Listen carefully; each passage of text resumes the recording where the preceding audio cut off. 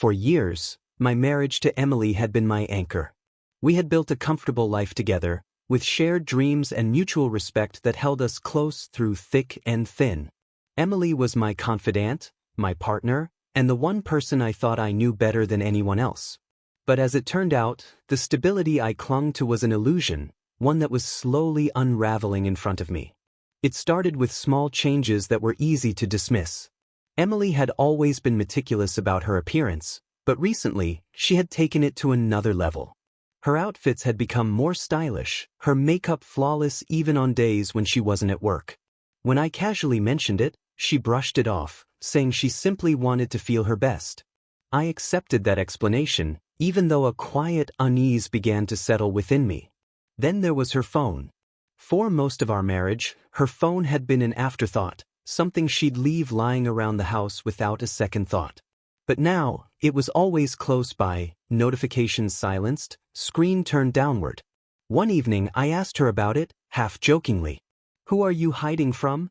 I teased, hoping my tone masked the genuine curiosity in my question. She laughed, though it sounded strained. "Just too many work messages. It's easier to ignore them when it's flipped over." I forced myself to smile, nodding along as if her response made perfect sense. But a quiet part of me knew that something was off. I just wasn't ready to confront it yet. The days turned into weeks, each one filled with more small signs that should have been too easy to ignore but weren't. One afternoon, Emily came home with a designer handbag, something far more extravagant than her usual purchases. I didn't say anything at the time, but later that night, as she slept beside me, I couldn't shake the nagging feeling that something wasn't right. I tried to let it go, convincing myself that I was overreacting. But the suspicions lingered, creeping into my thoughts at the most unexpected moments. I began to notice her absences, the sudden work dinners and late meetings that seemed to appear on her schedule out of nowhere. When I'd ask her about them, she'd answer with vague explanations that left me more confused than reassured. One night, after she'd mentioned yet another work obligation, I decided to take matters into my own hands. I waited until she was in the shower and carefully picked up her phone, hoping to find some reassurance within her messages. But her phone was locked, and the familiar passcode she'd once used no longer worked. I stared at the screen, a mixture of frustration and dread building within me. When she emerged from the shower, I placed the phone back on the table, pretending I hadn't just attempted to breach her privacy. She smiled at me, oblivious, and went about her evening as if nothing had changed. But for me, everything felt different. The Emily I knew wouldn't have kept secrets from me, wouldn't have changed her passcode without reason. As the days went by, I found myself watching her more closely, searching for signs that would confirm or dispel my fears. It was exhausting, living in a constant state of suspicion, but I couldn't let it go. The distance between us was growing, a chasm filled with unspoken questions and unresolved doubts. One evening, as I went through the closet looking for a jacket, I noticed a faint but unmistakable scent of cologne that wasn't mine. I stood there, inhaling the unfamiliar aroma, trying to convince myself that it was just my imagination. But deep down, I knew the truth. Someone else had been in our home. I confronted Emily about it, trying to keep my tone casual. "Did you spray some new cologne?" I noticed a scent on my jacket. Her eyes flickered with a hint of something, surprise, perhaps, or maybe guilt. But she quickly recovered, offering a laugh that felt forced. "Oh, that's probably from my coworker. He gave me a ride home last week when my car was in the shop. Maybe it rubbed off on my clothes." Her explanation seemed plausible enough, but the flicker in her eyes, the way her laughter didn't quite reach her face, only deepened my suspicions. Still, I nodded, pretending to accept her story, even as the unease gnawed at me. The turning point came one Saturday afternoon. Emily had gone out shopping for the day, leaving me alone in the house. With nothing to distract me, my mind began to wander, replaying every suspicious detail I'd noticed over the past few weeks. I knew I couldn't keep living like this, drowning in doubt. I needed answers, one way or another. I started with her financial records, combing through our bank statements for anything unusual. At first, everything looked normal. But then I noticed a series of charges to upscale restaurants and boutique shops, places we rarely frequented together. They were small purchases easy to overlook, but they added up to a pattern that didn't make sense. My heart pounded as I continued my search, each new detail another piece of the puzzle I didn't want to complete. I found a charge for a hotel in the city, a place we hadn't visited in years. I remembered asking her about that weekend, and she told me she was visiting a friend out of town. But the dates matched. She'd lied. As I sat there, staring at the evidence in front of me, a mixture of anger and heartbreak flooded my chest. Emily had been deceiving me, hiding parts of her life that she didn't want me to see. The weight of that realization was suffocating, a betrayal that felt as physical as a blow. But even with everything I'd found, I still wanted to believe there was another explanation, that maybe I was jumping to conclusions. I wasn't ready to confront her, not without more proof. That night, as I lay in bed beside her, I made a decision. I would find out the truth, no matter how painful it might be. And so, the next day, while Emily was out, I installed a hidden camera in our bedroom. It felt like a violation, a desperate act born of desperation, but I couldn't continue living in the shadows of my own home. Days passed with no activity. Emily's behavior continued to be secretive, but she offered no clues that would confirm my suspicions. I was beginning to wonder if I'd made a mistake, if maybe I'd been imagining things all along. But then, on a Tuesday afternoon, I received a notification from the camera app. My hands trembled as I opened the app, my heart pounding with a mixture of fear and anticipation. The live feed opened up, and there it was, the undeniable truth. Emily was in our bedroom, not alone. She lay there, entangled with another man, the intimacy of their embrace a mockery of the life we'd built together. Each second felt like a dagger to my heart, every kiss and whispered word a reminder of the betrayal that had shattered our marriage. I watched in silence, the weight of my discovery settling over me like a crushing blow. There was no more room for denial, no excuses that could justify what I'd seen. Emily had chosen someone else, right here, in the place that was supposed to be ours alone. That night, I didn't confront her. I couldn't bring myself to face her, to acknowledge the reality of her betrayal. Instead, I lay awake, the images replaying in my mind, each one a painful reminder of the love we'd lost. But I knew the time for confrontation was coming. I just needed to gather the strength to face her, to make her see the damage she'd caused. And so, with a heavy heart, I began to prepare for the inevitable, the moment when I would confront her with the truth. In the days that followed, I went through the motions of daily life as though nothing had changed. I smiled when I was supposed to, answered questions politely, and pretended that I wasn't falling apart from the inside out. But each moment spent with Emily felt like an exercise in endurance. Every touch, every glance, was a reminder of the betrayal that had shattered the very foundation of our marriage. I had seen the truth, undeniable and irreversible, and yet, for some reason, I couldn't bring myself to confront her. I needed time to process it, to let the pain sink in fully before I could face her. I had imagined myself strong, ready to demand answers, but the reality was more complicated than I could have ever anticipated. Every evening, as she returned home from work, she wore the same smile, the same look of warmth and familiarity that I had once cherished. It was almost enough to make me question myself, to wonder if perhaps I had imagined it all. But the images from that recording were burned into my memory, vivid and unyielding. There was no escaping the truth, no chance for reconciliation. Finally, one Friday evening, I decided it was time.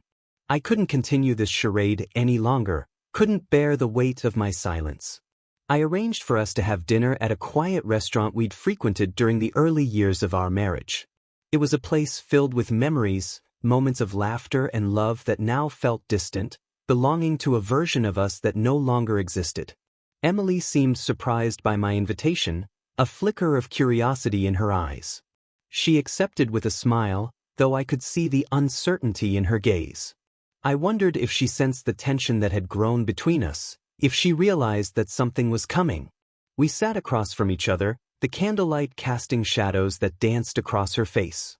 She spoke about her day, about work, laughing softly as she recounted a story about a colleague. I nodded along, pretending to listen, even as my mind raced with the words I needed to say. When the time felt right, I looked at her, my gaze steady. "Emily," I began, my voice calm but filled with a weight I could barely hold back. "I need to ask you something." She looked up, her smile fading as she sensed the shift in my tone. "What is it, Alex?" I took a deep breath, steeling myself for what was to come. "Do you love me?" The question hung in the air between us, heavy and unspoken. She blinked, taken aback, her expression shifting to one of confusion. "Of course I do," she replied, her voice a whisper. "Why would you even ask that?" I studied her face, searching for any sign of deception, any hint that might betray her. "Because I've been wondering if you really mean it. If everything we've built together still matters to you." Her eyes darted downward, her hands fidgeting with the edge of the tablecloth. She opened her mouth to speak, but no words came. In that silence, I felt the weight of the truth pressing down on both of us. "Emily," I said softly, my voice filled with a quiet anger I could barely contain. "I know about him. I know what you've been doing in our home." She froze, her face paling as the realization sank in. Her hands trembled slightly, and for a moment, I thought she might deny it, that she might try to spin another web of lies. But she simply looked away, her shoulders slumping as the weight of her actions settled over her. "I'm sorry," she whispered, her voice barely audible. "I never meant for you to find out. I never wanted to hurt you." The words hit me like a physical blow, an admission that felt hollow, devoid of the regret I had hoped for. "You never meant for me to find out? That's your excuse?" I asked, my voice rising with a mixture of anger and disbelief. "You brought him into our home, Emily. You broke every promise, every ounce of trust we had."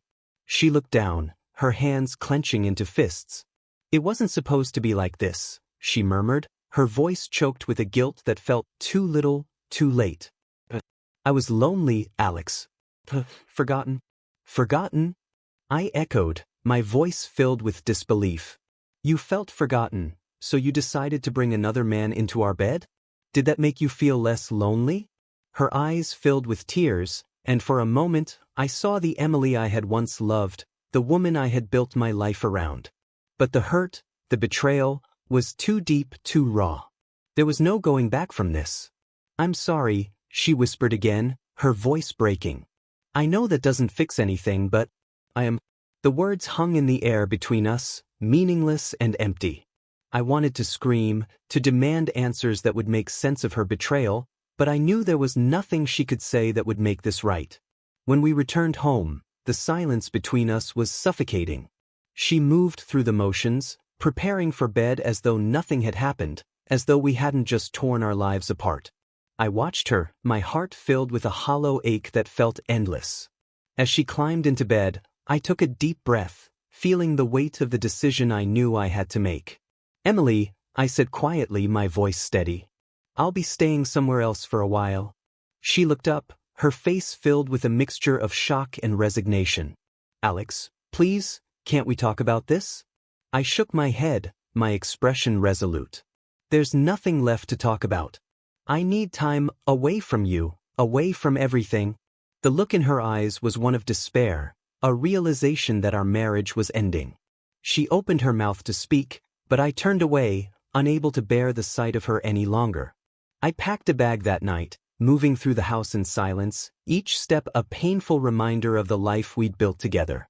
I could feel her watching me from the doorway, her face a mask of grief and regret, but I refused to look at her. As I left, closing the door behind me, I felt a strange sense of freedom, a release from the lies and betrayal that had consumed my life. I didn't know what lay ahead, but I knew that this was the first step toward something new, something that didn't include her. I drove aimlessly for hours, the city lights blurring as I tried to make sense of the pain that gripped my heart. I had lost everything, yet somehow, I felt a glimmer of hope, a quiet reassurance that I would survive this, that I would rebuild.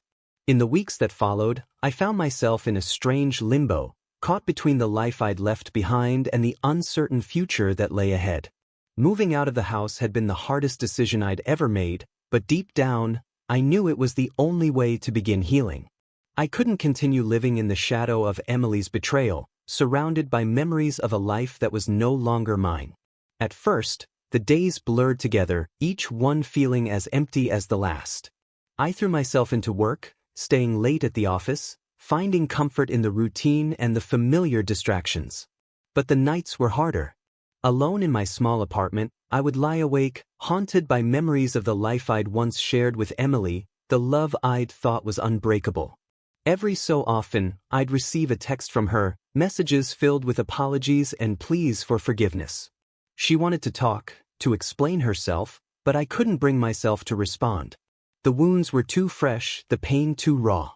I needed distance, a chance to breathe without the constant reminder of what had been lost. As time passed, I began to explore ways to rebuild my life. I reconnected with friends I hadn't seen in years, people I'd lost touch with as I'd become wrapped up in the routines of marriage. They welcomed me back without question, offering support and understanding that I hadn't expected but desperately needed. One evening, a friend invited me to join a local hiking group. It was something I'd never considered before, but I accepted the invitation, eager for anything that would take me out of my own head. The first hike was challenging, both physically and emotionally. But as I reached the top of the trail, looking out over the city below, I felt a quiet sense of accomplishment, a reminder that I was capable of moving forward, one step at a time. Hiking became a new routine, a way to ground myself and find peace amid the chaos. Each climb was a small victory, a reminder that healing wasn't a single event but a journey, one that required patience and resilience. One evening, after a particularly challenging hike, I found myself at a small cafe, sipping coffee and reflecting on the progress I'd made. The cafe was quiet, filled with the soft hum of conversation and the clinking of cups. I glanced around, taking in the warmth of the place, feeling a sense of calm that I hadn't experienced in months. As I sat there, a woman approached the counter, ordering a drink with a warm smile. She looked around for a seat, her gaze landing on the empty chair across from me. She gave a small, hesitant smile, and I found myself nodding, inviting her to sit. Her name was Laura, and she had a calmness about her that was immediately soothing. We talked easily, sharing stories of our days, our interests, even a few laughs. There was no pressure, no expectations, just the simple comfort of two strangers connecting over coffee. For the first time since the breakup, I felt a flicker of hope, a reminder that not all connections had to be painful.